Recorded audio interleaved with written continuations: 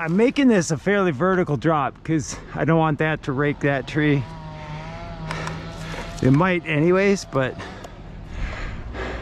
it's out in front of me. I should be fine.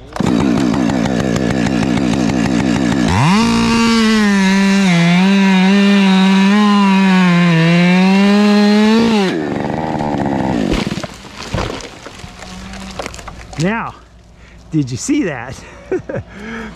Because it was free, that piece that I said was going to rake that tree did, but it just sort of floated around it.